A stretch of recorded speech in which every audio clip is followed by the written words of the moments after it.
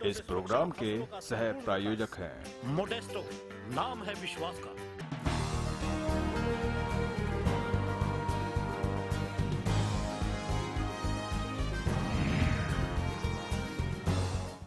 नमस्कार, बड़ी खबर के साथ मैं हूं रेणु कैलाश। बड़ी खबर में बड़ा सवाल, सरकार तू ही बता, आखिर दलित जाए तो जाए कहां?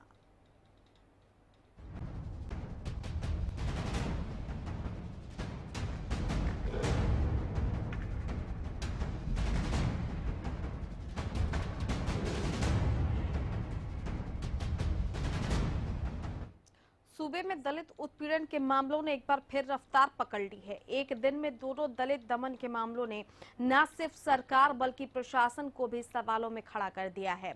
हैरानी की बात यह है कि राष्ट्रपति के गोद लिए गांव में भी दलित शिकार हो रहे हैं और सरकार चुप है।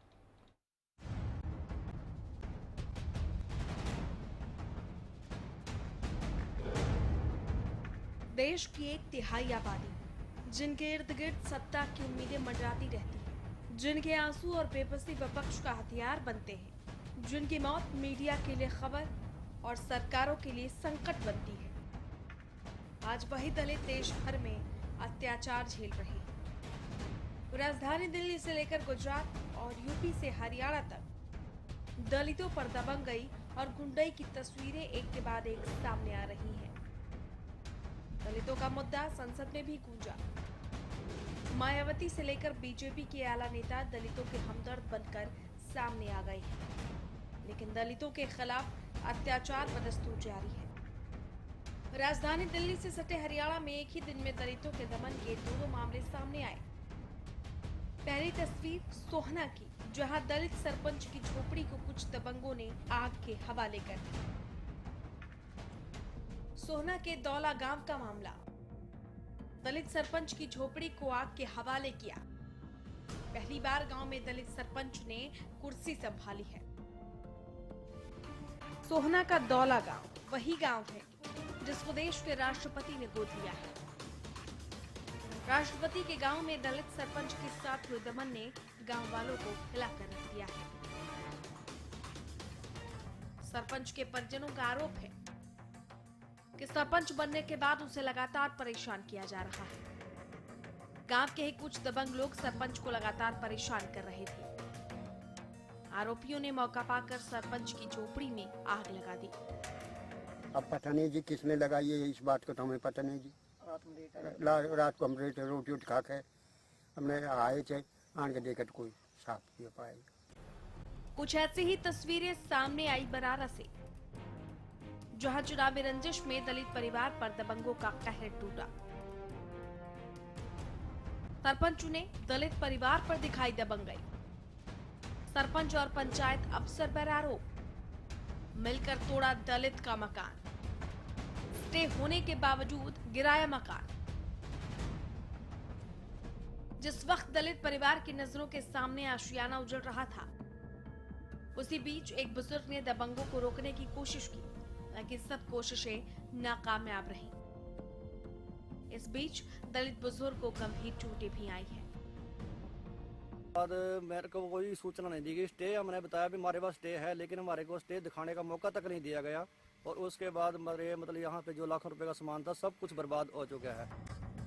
हालांकि जब पंचायत अधिकारी से इस पूरी कार्रवाई पर सवाल किया गया तो पता चला कि पंचायत की तरफ से अधिकारियों को तारबंदी के आदेश दिए गए थे, लेकिन साजिशन मकान की एक एक ईंट को गिरा दिया गया। मारे लग गई, स्टे का पंचायत को दे दी, दिखा दी, फिर कोई भी नहीं गया। तो हमारे पास स्टे थी लेकिन दिखाई नहीं गई और मौका भी दिखाई नहीं। पीड़ित परिवार इसे चुनावी रंजिश बता रहा है।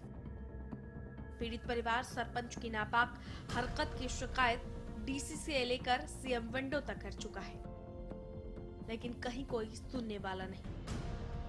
हरियाणा में दलित उत्पीड़न का ये कोई पहला मामला नहीं है। दशकों से सूबे में दलित सवर्णों की दबंगई का शिकार होते आए हैं। सवाल ये है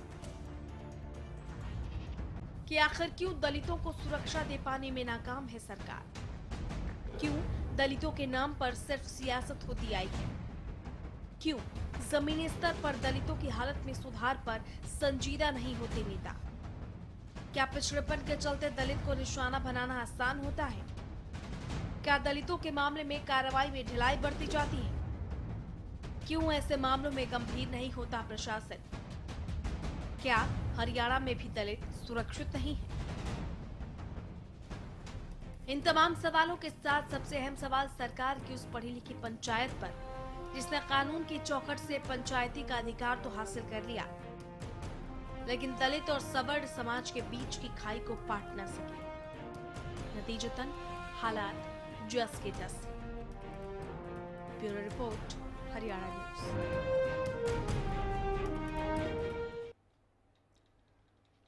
चलिए, इस खास चर्चा में शामिल होने के लिए कुछ खास मेहमान हमारे साथ जुड़ चुके हैं। दलित चिंतक संजीव भारू हमारे साथ फोन लाइन पर हैं और इसके अलावा बीजेपी नेता रेणु भाटिया। रेणु भाटिया जी, आपके पास आना चाहूंगी। सरकारें कोई भी हो, दलितों के साथ अत्याचार के मामले थमने का नाम नहीं ले रहे हैं। दलितों के साथ उत्पीड़न के दो नए मामले सामने हैं, सोहना के दौला गांव में और बरारा गांव में। सवाल ये है कि क्या पिछड़ेपन का शिकार इन दलितों का उत्पीड़न ज्यादा आसान होता है, शायद इसलिए इस तरह की घटनाएं बढ़ रही हैं? देखिए रेणु, मुझे दूसरी सरकारों का तो पता नहीं कि वो दलितों के साथ क्या करती है, तो हमारी सरकार में कभी भी दलितों का अलग से कोई सोच या बुरा उनके लिए नहीं किया गया। वैसे भी हमारी सरकार का एक नारा है, सबका साथ सबका विकास। हम सबका साथ सबका विकास कहते हैं तो उसमें सब आ जाते हैं, दलित भी आते हैं। तो इसलिए हमारी सरकार कोई उनके साथ अन्याय करना चाहती है या उनको अलग कर रखना चाहती है, ऐसी कोई सोच हमारी सरकार की है ही नहीं। सिर्फ बिरादरी को लेकर भारतीय जनता पार्टी का दल चलना चाहता है और ये सभी बिरादरियां सम्मान हैं और सम्मान उनको हम देते हैं। रही बात ये जो आपने वाक्य आप टेलीविजन पे बता रहे हैं इस समय, मैं अभी सफर में हूँ आउट ऑफ स्टेशन, तो मुझे पूरा मालूम नहीं। जहाँ तक मैं समझती हूँ, जो मैं सुन रही हूँ, कि स्टे के बावजूद ऐसा कुछ मैंने सुना। हाँ। उसमें ये देखना बहुत जरूरी है कि ये क्या केस था, कब से चल रहा था और किस विषय पर था। मतलब कई बार ऐसा होता है कि क्या उसकी अपनी जमीन पर स्थापित था उनका मकान या कोई ऐसी बात, या वो सरकारी जमीन थी, क्या एक्चुअल बात क्या है, ये देखना बहुत आवश्यक है। तो मुझे लगता है एक्चुअल जवाब तब बनेगा जब ये बात मालूम होगी किस चीज का स्टे था, किस वजह से था वो। चलिए, लौटेंगे रेणु भाटिया जी आपके पास। दलित चिंतक संजीव भारू जी भी हमारे साथ फोन लाइन पर जुड़ गए हैं। संजीव जी, हाल के दिनों में जिस तरह की घटनाएं बढ़ रही हैं, इन घटनाओं के परिप्रेक्ष्य में आप क्या देख पा रहे हैं, कैसे देख रहे हैं इन घटनाओं को? जी नमस्कार। नमस्कार। हेलो जी सर, नमस्कार। बताइए बताइए सर, बताइए। जी, मैं आपने अभी ये बोला कि घटनाएं बढ़ रही हैं, लेकिन जिस संदर्भ में ये बात हो रही है, अगर इस प्रकार की कोई घटना हुई है जो आपके टीवी चैनल ने उठाया है और भारतीय जनता पार्टी के पदाधिकारी जो अभी शायद आपके साथ थे फोन पे, उन्होंने जिस प्रकार की बात कही है, तो मेरा मानना ये है कि होती हैं और उन ऐसी घटनाओं पे जो संकीर्ण मानसिकता के लोग हैं, जो सिर्फ दलितों को सिर्फ हीन भावना से देखते हैं, उनकी मानसिकता को दर्शाते हैं। दूसरी तरफ ये है कि किसी भी पार्टी की सरकार यदि समय रहते संज्ञान ले और इन ऐसे लोगों के खिलाफ जो ऐसे उत्पीड़न करते हैं उनके खिलाफ सख्त कदम उठाएं, तो निसंदेह दूसरे लोगों के लिए भी समाज में सबक के तौर पर एक बहुत बड़ा संदेश जाता है कि अगर हम ऐसा करेंगे तो सरकार या प्रशासन जो है वो इसमें सख्ती से कार्रवाई करेगा। हाँ। जी रेणु भाटिया जी, सवाल ये भी है कि आखिर दलितों को सुरक्षा दे पाने में सरकार नाकाम क्यों है? दलित अगर कहीं सरपंच बन जा रहा है तो उसे जान से मारने की धमकी दी जा रही है, उसके नीचे काम करना किसी को पसंद नहीं है। ये जो कुत्सित मानसिकताएं हैं, ये जो दूषित विचारधारा है, इसमें कहीं कोई बदलाव देखने को नहीं मिल रहा। कोई विचारधारा है, सोच है, तो उसको चेंज करने के लिए हमें खुद तत्पर होना पड़ेगा। यही बात कि हम दलित को इस तरह से क्यों कर रहे हैं, भारतीय जनता पार्टी की सरकार ने कभी दलित को नीचा या हीन भावना से या छोटे स्तर पे या कुछ भी इस तरह का शब्द हम इस्तेमाल करें, ऐसा कहीं नहीं कहा। हमारे लिए सब समान है और ये ह्यूमैनिटी है, ह्यूमन नेचर है, हमें सबको एक समान देखना भी होगा, देखना चाहिए और हमारी सरकार उसी तरह से देख रही है। और जो आपने अभी मेरे भाई संजीव जी बात कर रहे थे हाँ। कि अगर ये समय रहते इस तरह से हो, उनकी बात बिल्कुल दुरुस्त है। मैं इस बात पर सहमत हूँ कि कोई भी प्रॉब्लम अगर आनी है, अगर उसको समय रहते देखा जाए कि ये जेन्युइन है या इसमें कोई कानूनी अड़चन है या फेक कोई बात है, उसको अगर चेक किया जाए तो इस तरह की प्रॉब्लम्स नहीं आएंगी। तो ये मैंने इसीलिए आपसे कहा कि ये देखना बहुत जरूरी होगा कि ये मकान उनकी अपनी जमीन पर था, सरकारी जमीन पर था, किस वजह से उनका केस चल रहा था जो उनको स्टे लेना पड़ा, ये मामलों को देखना बहुत आवश्यक होगा। और मामला अपनी जगह, परंतु दलित के साथ अन्याय भारतीय जनता पार्टी की सरकार की तरफ से हो ऐसा सोचना भी नहीं, क्योंकि अगर उनके साथ अन्याय भी हुआ, जो उसमें दोषी पाया जाएगा उसको उसी तरह की भुगतना पड़ेगा जिस तरह के किसी भी कसूरवार को अपनी गलती के लिए भुगतना पड़ता है। लगता है कि दलित सिर्फ सियासत का शिकार होते रहे, उनके नाम पर सिर्फ सियासत होती है।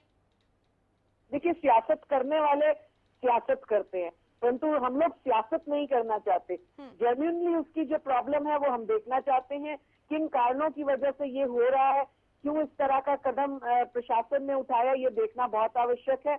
और यदि इसमें इस बात का पूरा संज्ञान लिया जाएगा, यदि इसमें कहीं पर भी त्रुटि पाई गई कि अगर दलित तंग करने के लिए उस तरह से किया या कोई गलत बात है, तो डेफिनेटली प्रधानमंत्री से लेकर मुख्यमंत्री तक ने हर एक ने हर बार इस बात को कहा है कि कहीं पर भी कोई दोषी पाया गया, चाहे वो किसी भी स्तर का अधिकारी हो, किसी भी क्षेत्र का, किसी भी जात का अधिकारी हो, उनके साथ उसी तरह से बर्ताव होगा जो एक गलत व्यक्ति के साथ होता है। चलिए लौटेंगे आपके पास। संजीव घारू जी, आप सुन पा रहे हैं हमें?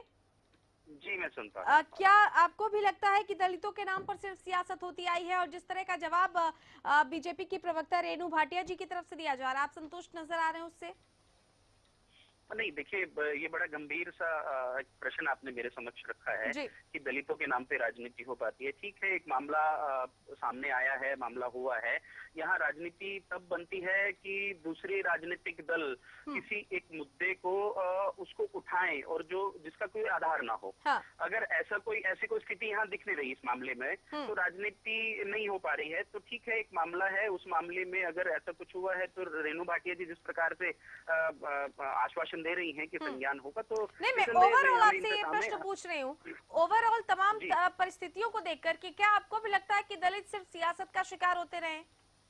नहीं, ऐसी बात नहीं है कि दलित ही राजनीति का शिकार होते हैं। ये तो कोई भी राजनीतिक विषय है या सामाजिक विषय है, उनपे कुछ एक जो राजनेता अपनी बयानबाजी करते हैं या अपनी राजनीति को चमकाने का काम करते हैं और उनको मुद्दा बनाते हैं, जबकि आधार कुछ होता है और मामला कुछ और होता है। उसको अमली जामा पहना के उसको राजनीतिक रंग से सामने पेश किया जाता है, तो उसको राजनीति हम कह सकते हैं। एक चिंतक के तौर पे मैं ये जरूर कहना चाहूंगा यहाँ पे कि अभी जिस प्रकार का मामला आप अपने टीवी चैनल के माध्यम से आप उठा रहे हैं, तो इसको हम राजनीति नहीं मान सकते फिलहाल। कि इस मामले में अगर प्रशासन सख्ती से कार्रवाई करता है या जो दोषी लोग हैं उनके खिलाफ कार्रवाई करते हैं, तो निसंदेह मामला जो भी होगा वो सब साफ हो जाएगा, जैसे दूध का दूध और पानी का पानी। जी चलिए, संजीव घारू जी, बहुत शुक्रिया आपका हमारे साथ जुड़ने के लिए और इस तमाम बातचीत के लिए। आपका रेणु भाटिया जी, आपका भी बेहद शुक्रिया इस खास चर्चा में शामिल होने के लिए। तो क्या दलितों के साथ सिर्फ सियासत होती आई है और क्यों दलितों के साथ उत्पीड़न के मामले लगातार बढ़ रहे हैं? लगातार इसके तमाम पहलुओं पर चर्चा जारी रखेंगे। वक्त एक छोटे से ब्रेक का।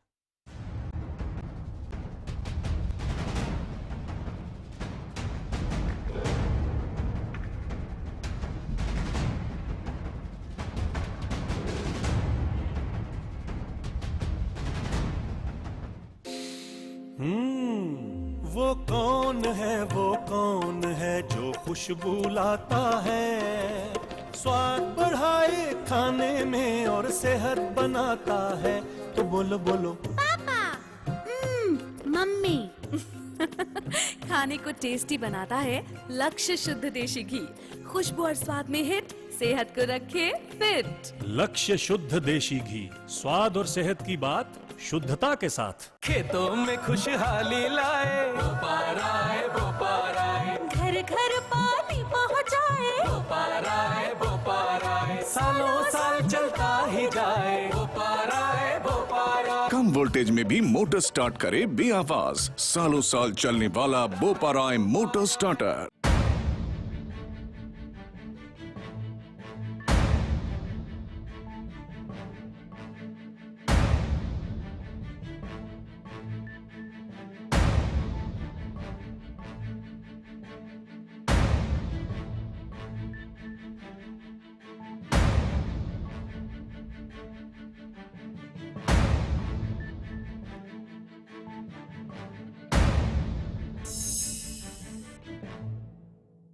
मोडेस्टो कंपनी का मोजेंट पत्ता लपेट, तना छेदक और गोब की सुंडी आदि हानिकारक कीटों से फसलों की संपूर्ण सुरक्षा करता है, जबकि ग्रोविटा गोल्ड उनमें अच्छे फल व फूल बनने में सहायता करता है और ज्यादा पैदावार दिलाता है। मोजेंट व ग्रोविटा गोल्ड का विश्वास, हानिकारक कीटों से सुरक्षा, फसलों का संपूर्ण विकास।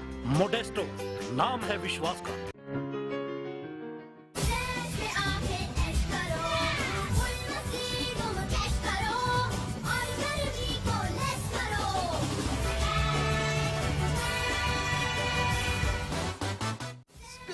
Water World, Sakpura Chowk near Powerhouse, Rohtak.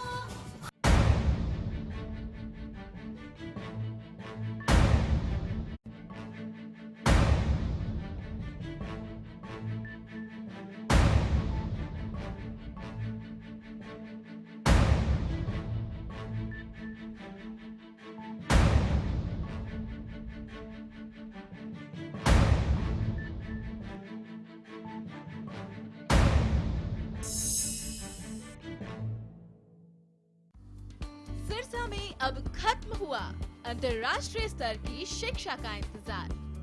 MDLR group लेकर आए हैं MDK इंटरनेशनल स्कूल। हरियाणा के हरित क्षेत्र सिरसा में विश्व स्तरीय शिक्षा की खास पहचान। MDK international school Cambridge university London से जुड़े सिरसा के इस पहले रेसिडेंशियल कम डे बोर्डिंग स्कूल के डायरेक्टर हैं कैम्ब्रिज एग्जाम्स के आकलनकर्ता मिस्टर लॉरेंस फ्रे। विश्व स्तरीय शिक्षा के साथ MDK स्कूल में है एयर कंडीशन कैंपस और दूसरी आधुनिक जरूरी सुविधाएं, पुस्तकों से परिपूर्ण लाइब्रेरी और एक स्पेशियस कैफेटेरिया जिसमें बच्चों के लिए मिलेगा हेल्दी खाना। MDK इंटरनेशनल स्कूल की विश्व स्तरीय खेल एवं अन्य सुविधाएं आपके बच्चों का स्वास्थ्य एवं चहुमुखी विकास सुनिश्चित करती हैं। तारकेश्वरम धाम के नजदीक रानिया रोड सिरसा में। अधिक जानकारी के लिए संपर्क करें।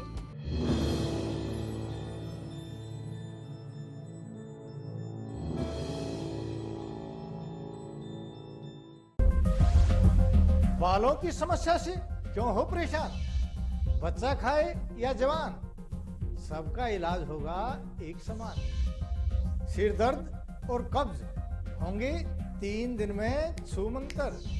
न जादू न टोना, है केवल आयुर्वेदिक तंत्र। नाड़ी वैद्य हूं मैं, आयुर्वेद का कमाल देखना। ला इलाज हो कोई भी बीमारी, जड़ से होगा उसका इलाज देखना। कमजोरों के लिए बना दिया है ऐसा रसायन, खाकर उसको जीवन का आनंद देखना। देखिए कायाकल्प।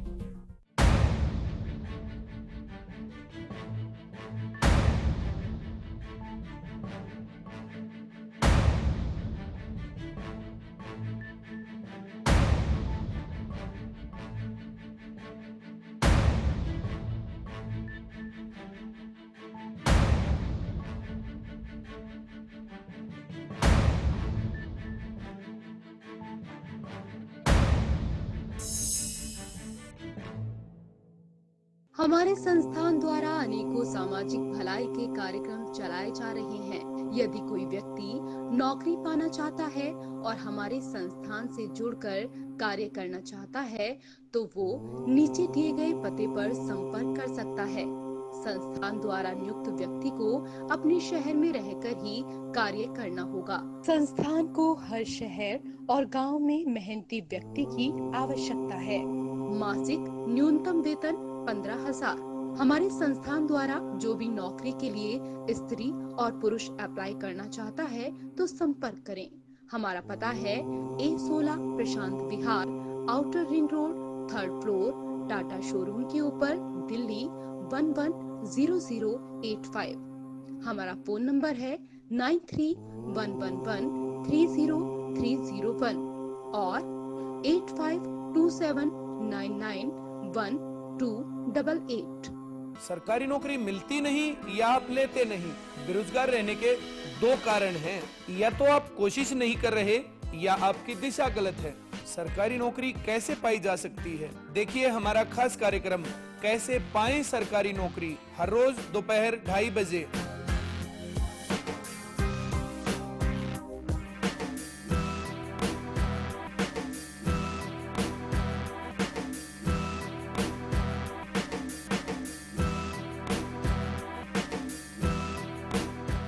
पिछली बार जो नरमे पे चिट्टी मक्खी आई, मच्छर आया जी, उसका करके नुकसान से जो ग्लीव और चटान दवाई छिड़की ला के उसका अच्छा रिजल्ट मिले, हमारे को बहुत बढ़िया रहा। बहुत कर लिया केमिकल पर विश्वास, अब बिलीव व चट्टान मिलकर करेंगे सफेद मक्खी व रस चूसने वाले कीटों का विनाश। नीम आधारित बिलीव व बैक्टीरिया युक्त चट्टान की शानदार जोड़ी।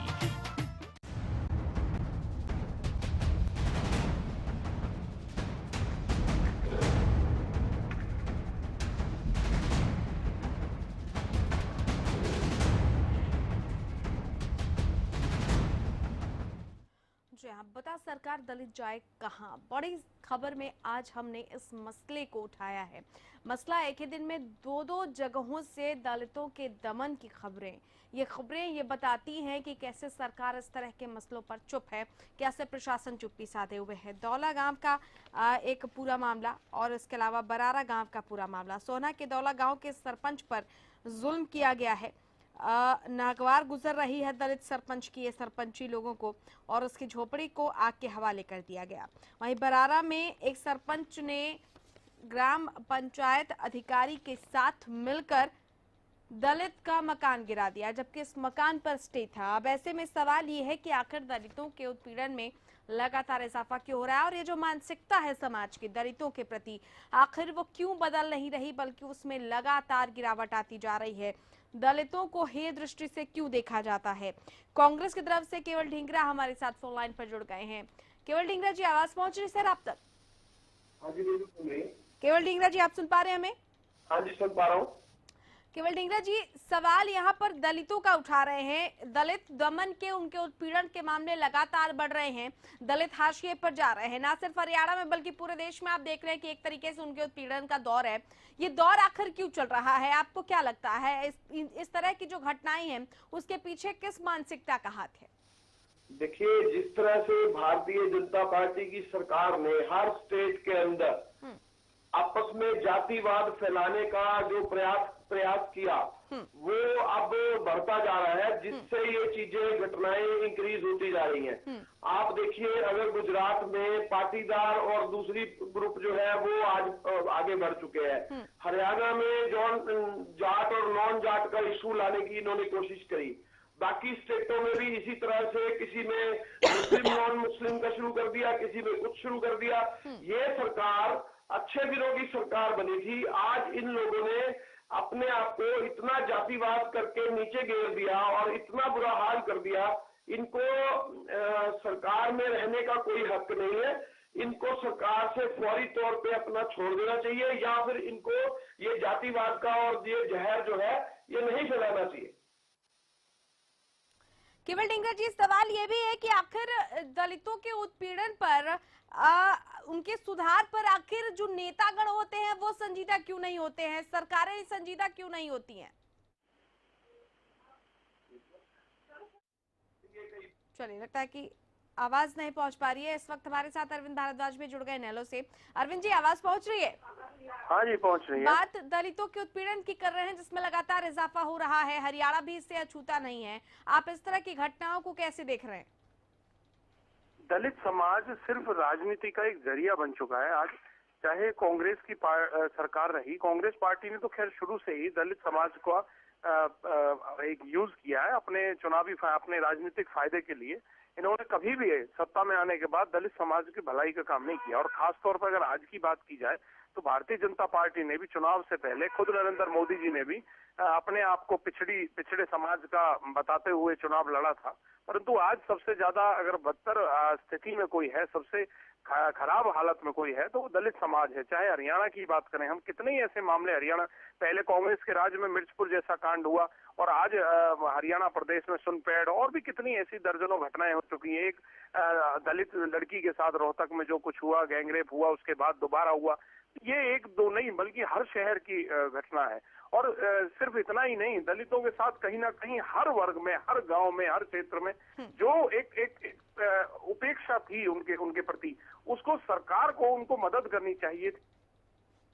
चलिए अरविंद जी, बहुत शुक्रिया आपका हमारे साथ जुड़ने के लिए।